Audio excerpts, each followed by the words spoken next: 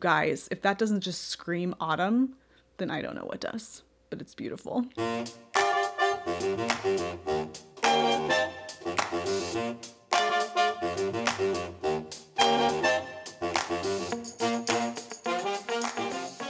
Hello, hello, hello, and welcome to my neck of the woods here at the Tayler Seeking Cozy YouTube channel and to the Wool Needles Hands Knitting podcast. My name is Tayler and I will be your host today. This is a podcast primarily about knitting, though I do get up to other fiber-related topics from time to time. I'm coming to you today from Henderson, Nevada, which is a small city outside of Las Vegas, Nevada in the Southwest United States. This is where I'm from and where I live with my husband Brandon, our 6-year-old son Angus, our 3-year-old son Ronan, and our handsome cat Oscar. If you'd like to get in touch with me, you can find me over on Instagram at Tayler Seeking Cozy. You can also send me an email at woolneedleshands@gmail.com. I am also the proud owner and dyer of Fiber for the People yarn, and if you would like to learn more about Fiber for the People, you can do that by heading over to Instagram and checking out at fiber.for.the.people. That is the online social media everything for Fiber for the People yarn. And if you would like to dive even further down the Fiber for the People rabbit hole, and I so hope that you do, you can head over to fiberforthepeople.com. That is the online shop for Fiber for the People yarn. You can learn so much more about all things FFTP over there, and don't forget to sign up for the newsletter to stay in the loop about all things Fiber for the People. My next shop update is Saturday, October 2nd at 4 p.m. Pacific Standard Time. I have monthly shop updates, but there are other ways to purchase Fiber for the People yarn. You can purchase signature solids at any time as dyed-to-order listings, and you can also order sweater quantities of any of the colors that I offer in my colorway gallery. All the information about how you can do that is down below in the description box. Right below this video, there is a little link that says show more. Tap on that, and below that are all the show notes for this episode, plus all of the links to everything that I talk about here on the show. Welcome to episode 53 of the podcast. I feel like I'm back so soon, and I have a lot to share with you guys today. I have a finished object, a nearly finished object, and I also have some project planning based on some things that we talked about in the last episode. And then the autumn issue of Laine magazine has just arrived, and I want to do a little unboxing and first impressions of that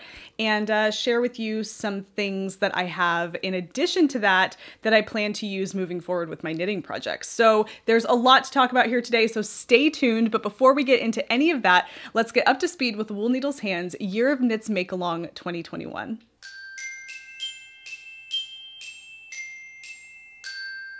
There is a Ravelry group associated with this podcast, and you can find that by heading over to Ravelry, going up to the groups tab, typing in Wool Needles Hands, a knitting podcast, or just Wool Needles Hands. You can find us over there. There is a year-long make-along that is going on here in the Wool Needles Hands knitting community. There are lots of categories to choose from, and that list of categories is growing all the time. Head over to the Ravelry group. You can learn all about this make-along over there, and please get involved. It is very flexible, very easy, no stress make-along, and it's for any fiber craft. So knitting, crochet, what have you, get involved. We would love to have you. All you have to do to participate is submit your works in progress and finished objects in those 2 threads that we have over there on the Ravelry group, and that's it. You can participate in the conversation, get involved, and I will be choosing from the finished object thread 5 or 6 projects to feature here on the episodes of the podcast. So definitely head over there and get involved. So without further ado, here are some of the projects coming out of the Wool Needles Hands Year of Knits Make-Along 2021.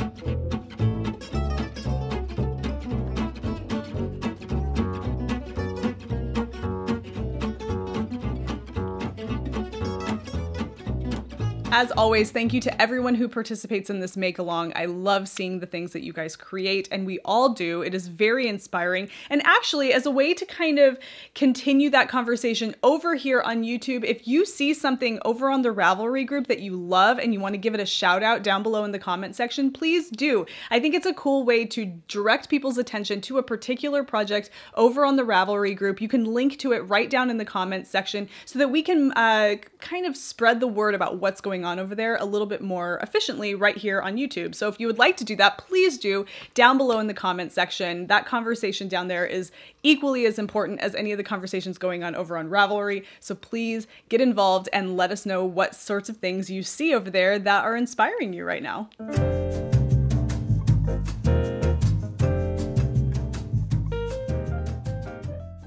Happy Friday, everybody. Welcome to the Slippers and Sippers segment of the podcast. I'm super excited to be here with you guys today. I know this is sooner than I typically record, but I have things to share with you and I want to share them with you while they're fresh. And I just kind of felt like today was a really good day for that. It's overcast outside. It's actually nice and cool. When I dropped my kids off at school this morning, it was 73 degrees outside.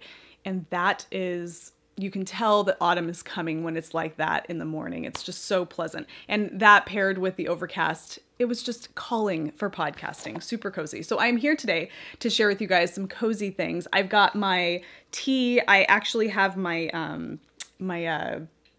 what is this? Essential oil diffuser going over there. And I don't know if you can hear it.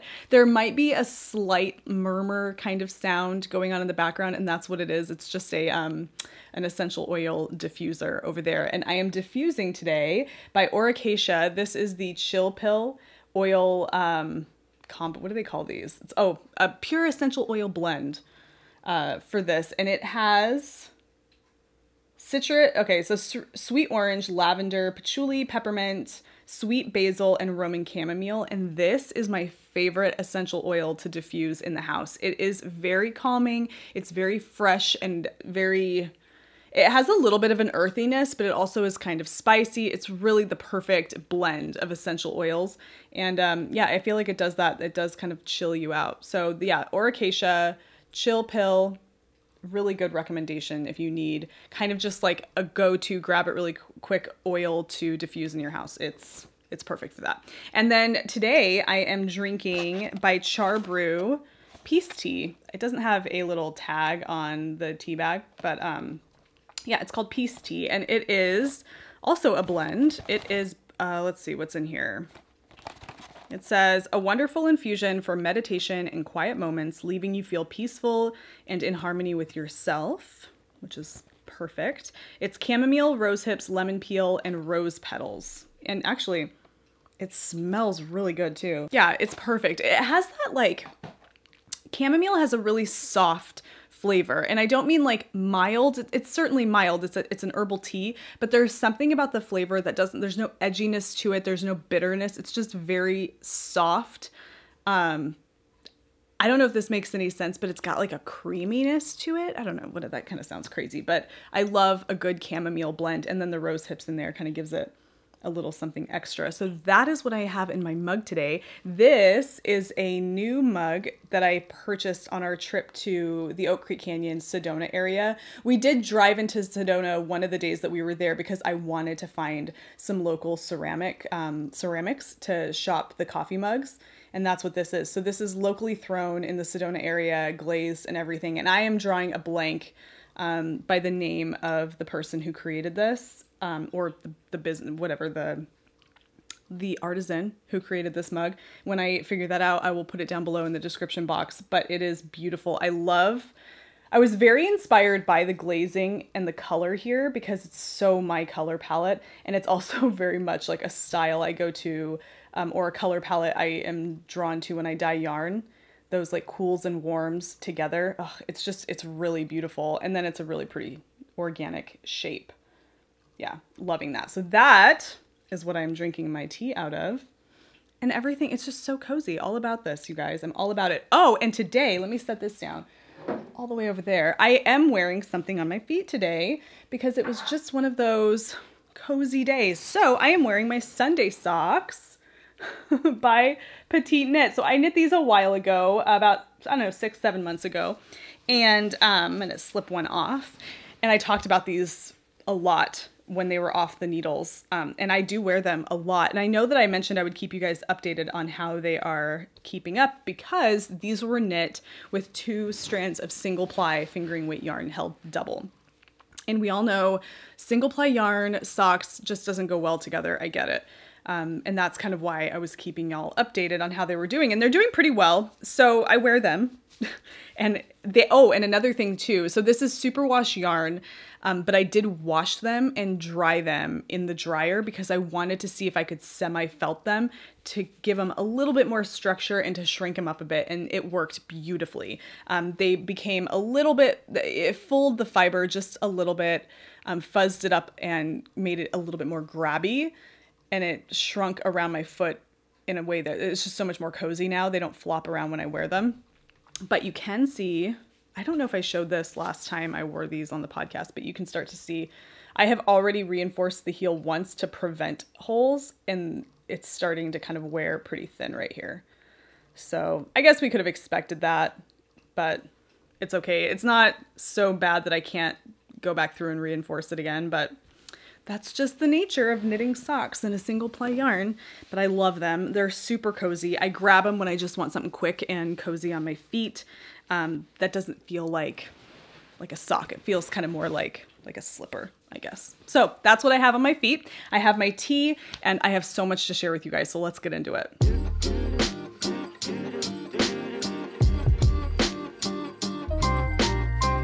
Okay, so the first thing I want to share with you guys today is a finished object. Now, you haven't seen this unless you have, I think I posted this on the Fiber for the People Instagram account. I haven't even posted this on Tayler Seeking Cozy yet. And the reason why is because I wanted to knit a hat for my brother for his birthday. And I've been meaning to knit him a hat of, I've gotten to this thing where I knit hats for my family, my brother and sister-in-law and their 2 little girls. I'm going to try and do it every year.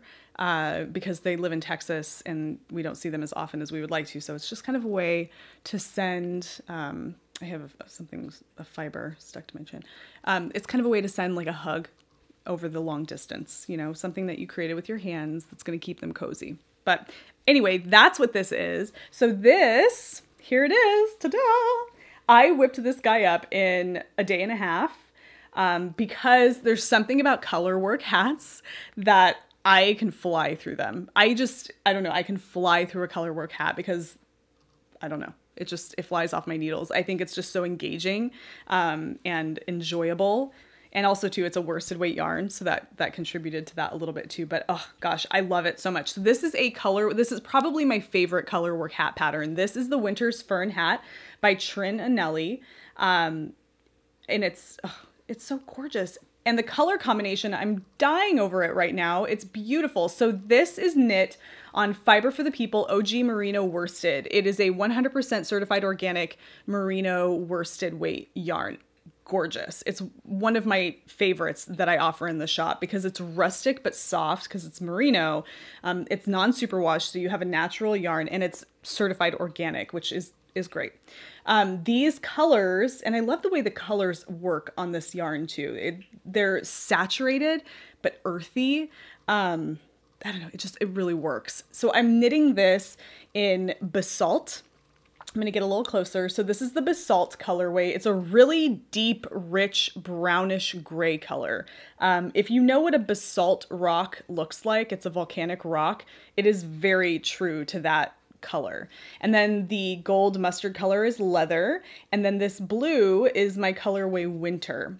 And if these colors just go together like peas and carrots. It's fantastic. And then I did a little pom-pom.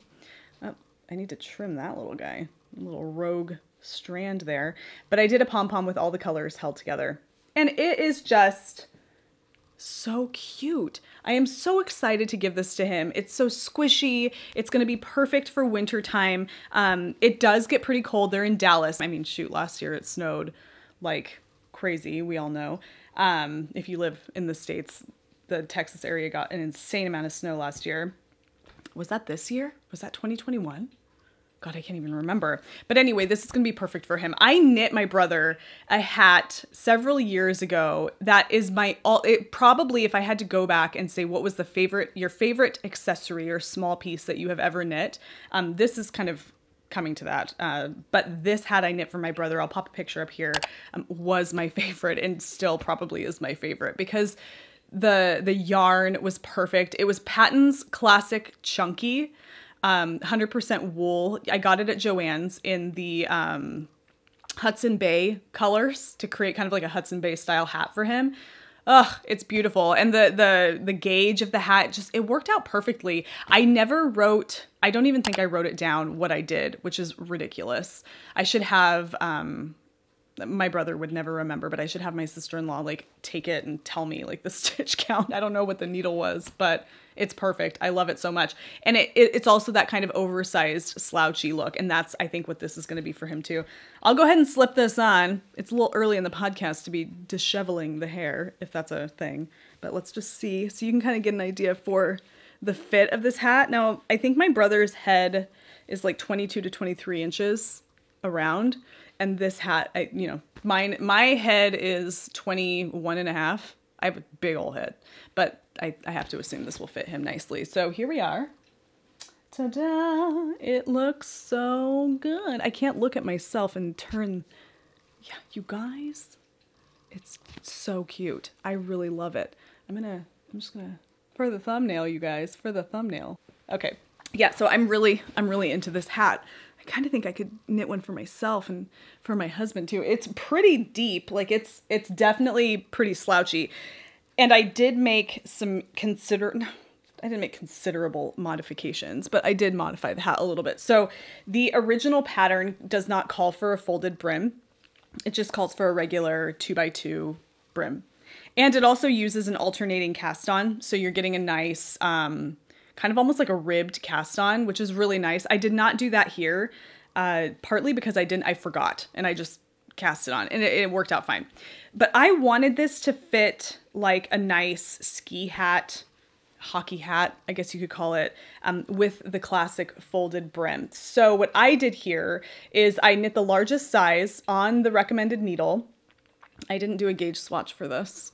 But I knit the largest size on the recommended needle and I just did a brim, a 2x2 brim for 6 inches. So this is 6 inches here because I wanted it to be, it might even be slightly, just go with 6 because I wanted it to be roughly 3 inches folded.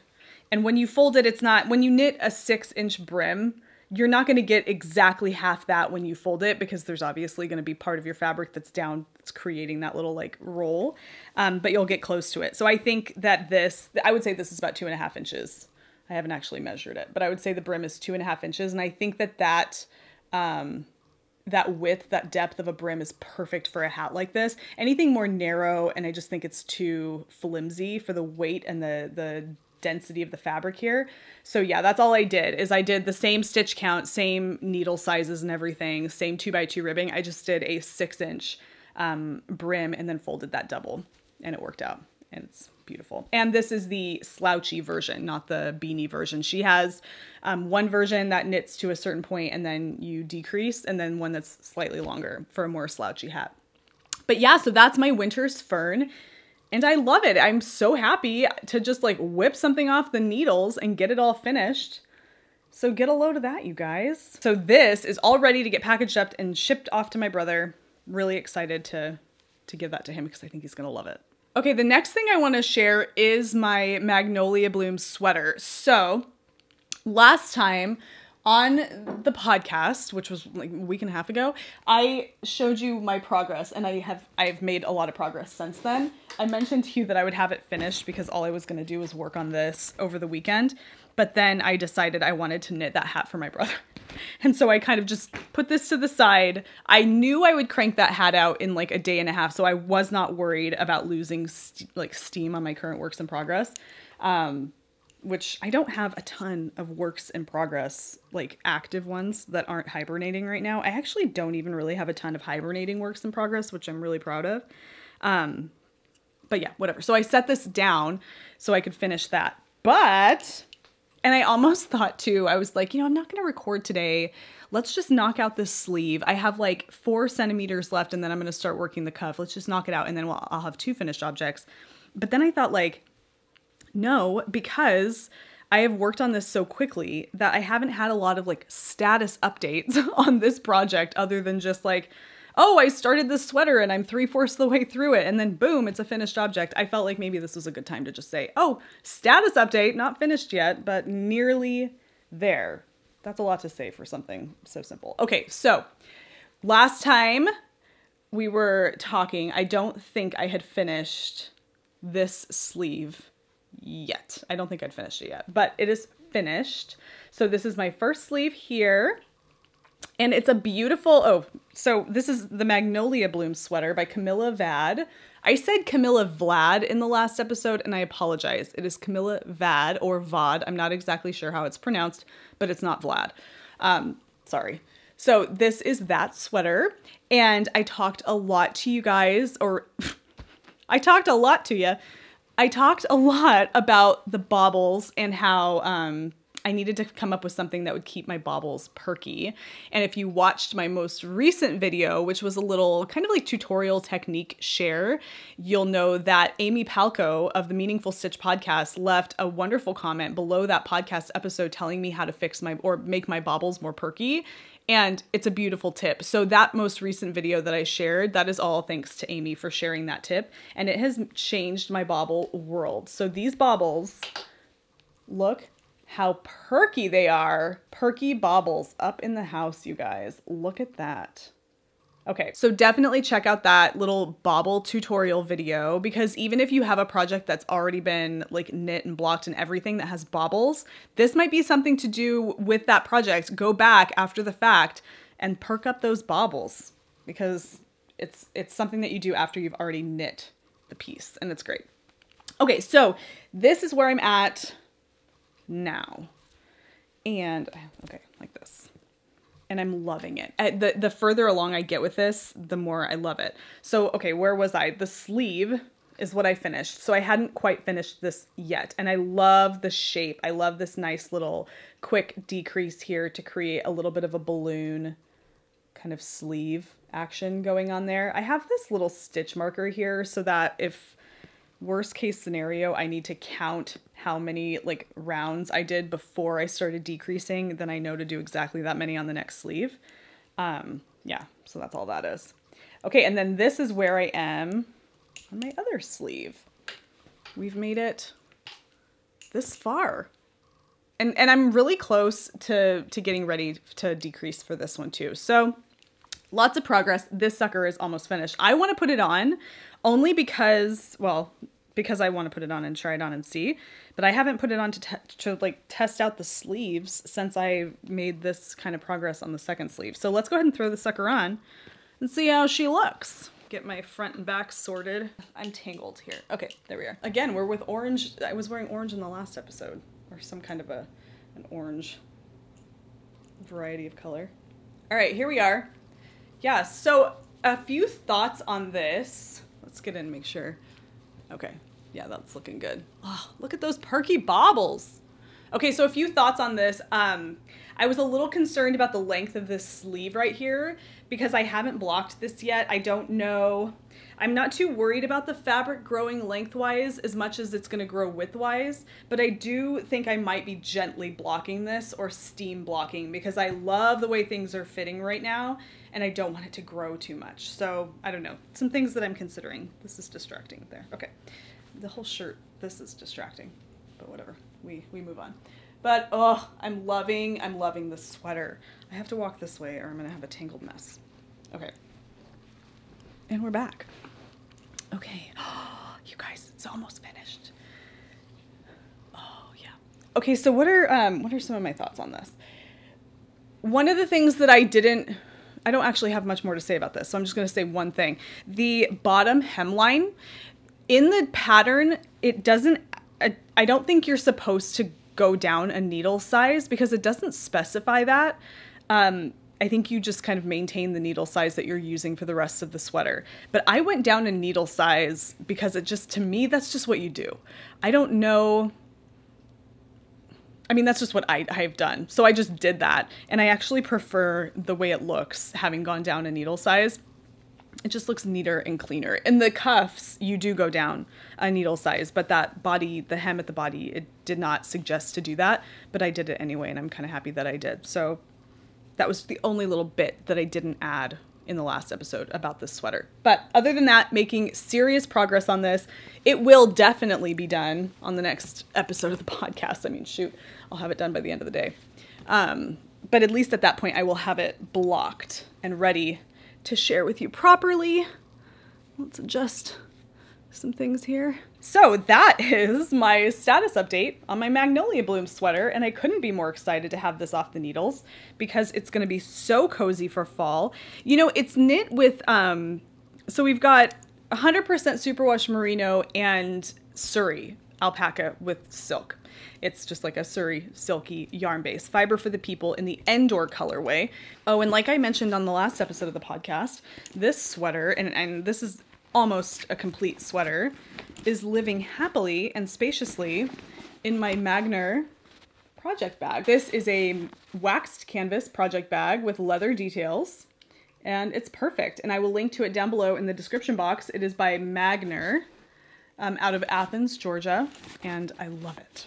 Okay, in the last episode of the podcast, I mentioned to you that I was planning on knitting an Illuminate by Andrea Mowry, and I shared with you the Spin Cycle yarns that I had purchased. I have things on my lap falling. For that project. So this is Rusted Rainbow by Spin Cycle Yarns. I love it. It's gorgeous. All those really beautiful warm autumn colors. And I had showed you guys a few samples of yarn that I was considering, colorways that I was considering to pair with this. And after, you know, thinking it through and really going over things that I hadn't even mentioned to you guys, I started playing around with my signature solids for, you know, the Fiber for the People solids over there. And I think that I kind of agreed with so many of you guys when it came to leather being the color combination for this. I agree completely. Because as much as I was falling in love with other options, one of, somebody suggested doing tutu. This is the tutu colorway. And I actually dyed this to see how I would like it paired with this for an Illuminate, and it's gorgeous. Like there's probably some of you right now thinking like, yes, do it, that's the one. Yes, it is beautiful. But I felt like my skin tone, it should be okay. I don't have really fair skin, and my skin kind of does have like a little bit more of a warmth to it than like a rosiness. So I think that this could still work. But it didn't sing to me as much as leather did. So this is leather. This, in my opinion, is magic. Like, look at those colors together. And I feel like this on my skin against my face and with my hair color and all of that, I feel like it just works a little bit better. And I really love the warm autumn vibes of this. So as much as I love this, and I would recommend this for this sweater if you're using Rusted Rainbow, I think this would be a great match. This little guy will be going into the shop as an overflow skein since I will not be using him, her, whatever. But it's tutu on Surrey Silky, but it's not going to be for me for this project. So I have on my lap a huge floofy mass of yarn here. Lots of Surrey. This is 6 skeins of Surrey and my Spin Cycle all mixed together there. Look at that. It's beautiful. And I think that together they really just do sing together. It's gorgeous. The reason I have so much Surrey, you would not need this much Surrey for if you're knitting the size that I'm planning on knitting, and that is the 3rd size, I believe. But the reason I have so much is because I plan on doing a modification to the design. As much as I love stripes, I love the colorwork motif along the yoke of this sweater more. And so I'm thinking what I'm going to do is do the colorwork motif and then continue down the sweater in the Surrey as one solid color, and then maybe bringing the Spin Cycle back in for the hemline and the cuffs, and then of course the neckline and obviously the colorwork. that is for whatever reason, when I visualize this sweater, I don't visualize those stripes. I feel like I was so drawn to that color work motif that I just failed to think about the stripes, or I forgot, failed, not the right word. I forgot to even think about these stripes. And I think the stripes are lovely, but that's not what drew me to this design. What drew me to the design was this beautiful color work motif. And so I think that I will be modifying that aspect of the sweater. I'm kind of excited at the prospect of doing that. And that's why I have so much more of the Surrey in leather, because I'm going to need this to make up the body and the sleeves of that sweater. So that, folks, is my plan. I have decided on Surrey. I cannot wait to start swatching for this to see how these gorgeous colors work together. Oh, just looking at that on the screen is giving me so much joy right now. You guys, if that doesn't just scream autumn, then I don't know what does, but it's beautiful. Okay, so it's there, guys. This is the plan. Obviously, I am ready to go yarn-wise. Can't wait to start planning. I will have more to share with you on the next episode of the podcast.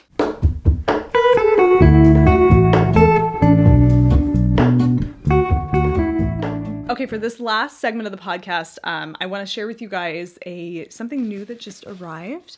It actually arrived last week, but I wanted to share it with you guys. Not even last week, a couple days ago, but I wanted to share it with you guys on the podcast. So, right there. This is the newest issue of Laine magazine. Or do you call it a magazine? It's more like a periodical. It's a quarterly publication. It's so much more than a magazine, in my opinion. But I sort of felt like doing a little unboxing first impressions of this. So all I've done, literally all I've done, is pull the little seam off of this so that I'm not doing that with the microphone right in front of me. So I'm going to open it up and we're going to take a look at it together because I'm really excited, because not only did I get the magazine, I also got something else. So let's do this. All right. Ooh. And the color scheme and all of that, it's just so in line with my aesthetic for fall, I guess you could say. Loving that. Okay, so it comes with this beautiful postcard. I love that. Whatever this sweater is, I'd like to know what that sweater is because I love that little cuff right there. It's beautiful. It says, "A burning desire to translate what we see and feel into our own language. We are born to create. Thank you, Laine." And it's lovely. Really love that. Okay. So in addition to the magazine or the publication, I also got my knitter's notes. It is a knitting journal.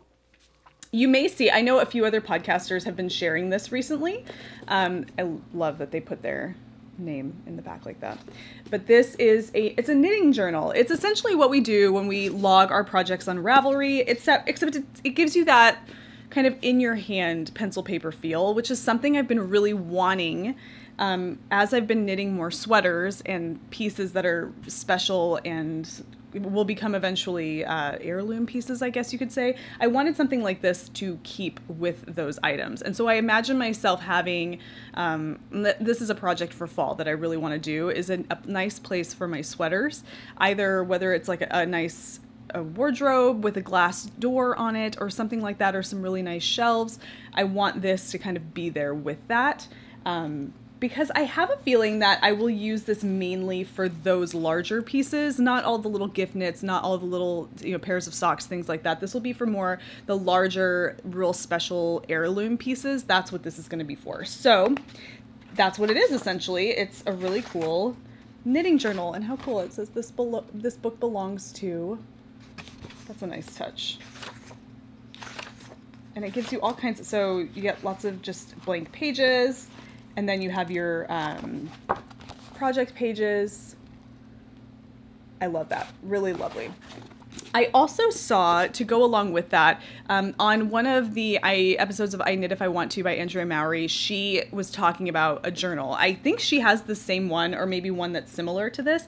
And she was mentioning that she uses a little Fuji Instax camera to take quick instant photos of her pieces to glue or paste or washi tape into her journal. And I loved that idea. I think that we get so hung up on taking these beautiful photos to share on social media and on Ravelry, and I love doing that. I love the whole photography process of sharing your work, but it's kind of nice, the idea of having this journal where you get to have a candid shot of your project, just real quick, and stick it in there. And so I have an Instax Mini. This is a Fuji Instax Mini camera, and it takes little mini photos. And so for the sake of kind of sharing with you, let's go ahead and have a moment, and I will take a photo and I will show you what it looks like, how the size of it compared to the pages of the journal. So I'm going to do, it has this cute little selfie mirror right there that you can see the camera in right now.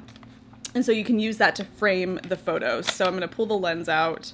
You pull the lens out, and then I believe you pull it out one step further, and that puts it into selfie mode. So we're going to take a quick selfie here. I apologize for the flash. So here it comes. Just like, you know, old school Polaroids. I used to love Polaroids. Oh my gosh. Okay, so I'm going to set this to the side while I explain the rest of what I have, but this is our photo.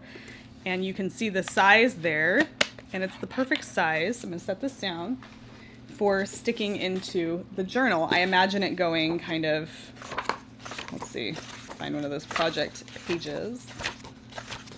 So something like right here. I don't know. And you can put like a date on it. Oh, how cute. Oh, that's cute. Okay. Another thing I like about this is it gives you some abbreviation descriptions, just little tips to add into the front of your journal should you need it. There's some graph paper in the back, yarn purchases, a place where you can log those. Really cool. So if you need something like this, if you think you would like to have a place to track those really special pieces, I think this is really nice. It has a nice fabric cover, very nicely done, a really good color. It even has it on the side, the name, My Knitting, what is it? My Knitting Notes. How cute is that? So cute. Okay, so I purchased this along with my copy of Laine. Hey, we're coming along. Look at that. I'm gonna set this here so I don't forget to show you when it's all developed. And then here is Autumn 2021 issue of Laine. And you guys, this sweater on the front, look at that gorgeous color work motif. Ah, it's beautiful, and it's floofy too. I think there's some mohair pairing going on in there. I just love, and it smells really good. It has like an antique smell. I don't know if that makes any sense, but it smells really good. Look at the cables on this number. That's gorgeous. Their photography, one of the things that I really love about their publications is that their photography is focused on the garments and the pieces, but it also has these moments in between. So you have, you know, like this spread right here. You're seeing this gorgeous piece right here, but then you're also getting this kind of, they're highlighting this part of a moment as well.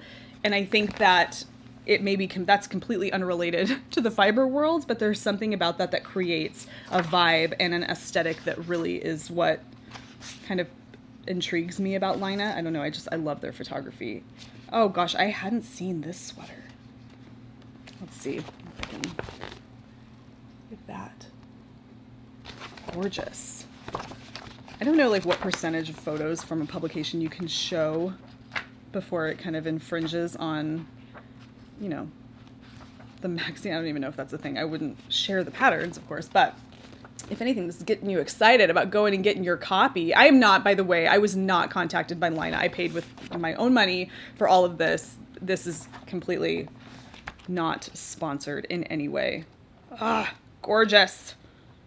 Oh, how cute is that? So, okay, if you wanted like a quick instant gratification knit, I feel like that would be pretty quick. And I like the way it looks over that kind of like tunic length shirt.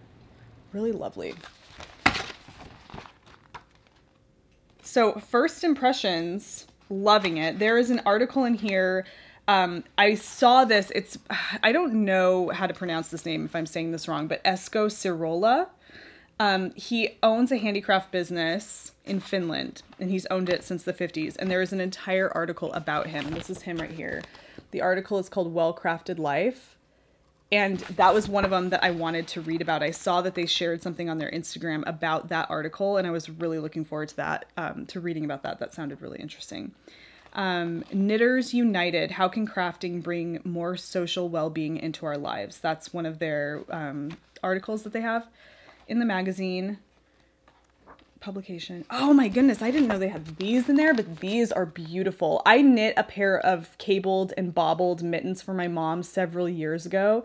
I'll pop a picture up, but these remind me of that, and I love these. Oh, that's gorgeous. The color is really pretty too. I have a color in the shop called Sagebrush, and it is almost identical to what you're seeing there. So beautiful. Oh my goodness, look at these socks. Socks of Iceland, Helen Magnuson's new book, Knitting Patterns, Books, and blah, blah, blah, IcelandicKnitter.com. But look at the toes of those socks. Okay, loving that. I will link down to Lina's site if you want to go and check out, you know, getting a copy of this, because I think that you need to.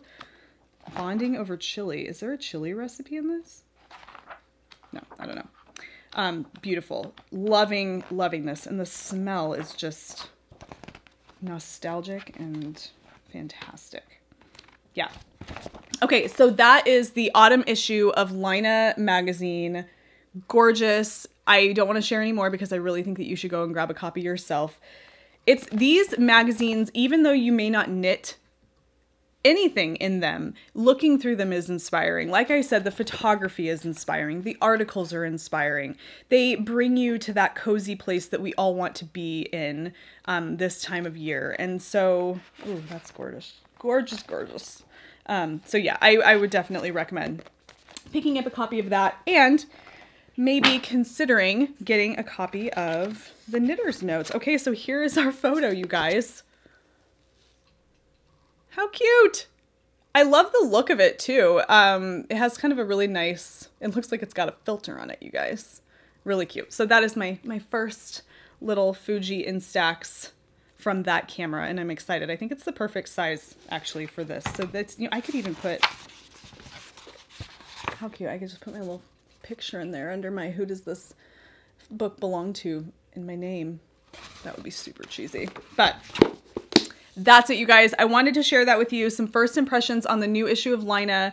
Kind of share my new camera with you guys. They're not crazy expensive, by the way. They're pretty affordable, and it's kind of a cool way to track your knitting projects, something small and simple, and you don't have to worry about setting up the perfect, you know, aperture and, you know, getting all your like lighting and everything. It's just, you point it and you shoot it and you get what you get. And that's kind of the way these cameras work, and that's the beauty of them. So those are just some last little things that I wanted to share with you guys. I hope that you found some inspiration in these little odds and ends and bits and bobs that make this craft so enjoyable. Okay, in addition to those little things that I shared with you now, I wanted to throw this out there to y'all because I have been asked by a few people if I would do a frequently asked questions or an Ask Me Anything video, and I will gladly do that. I've kind of been on the fence about doing that for a long time. It is something that's been brought to my attention that I ought to do.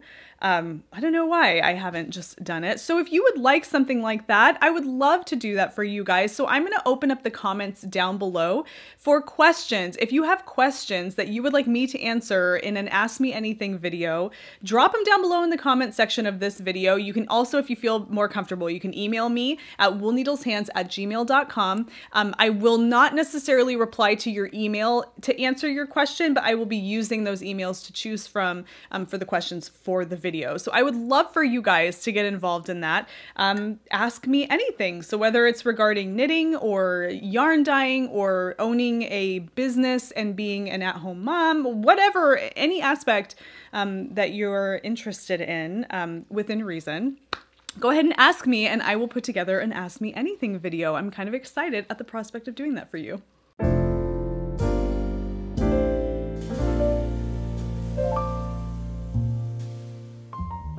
All right, you guys, that is all the time I have for today. Thank you so much for taking the time out of your day to spend it with me here. It means so much to see you guys coming time and time again when I upload something new on the channel and commenting down below. Don't forget to comment down below. Let me know your thoughts on anything that you see here. Don't forget to check out Ravelry and all the projects that we have going on in the make along over there. Thank you. If you are a returning viewer and subscriber, you are so appreciated. And if you are just now checking out this little corner of the interwebs, thank you for coming. I hope you found something that you loved here. And if you did, please don't forget to give the video a thumbs up, like, subscribe, hit the bell icon so that you can be notified anytime I upload something new. Until I see you guys again, happy knitting, happy whatever it is that you are doing. Be well, take care, and I will see you soon. Bye.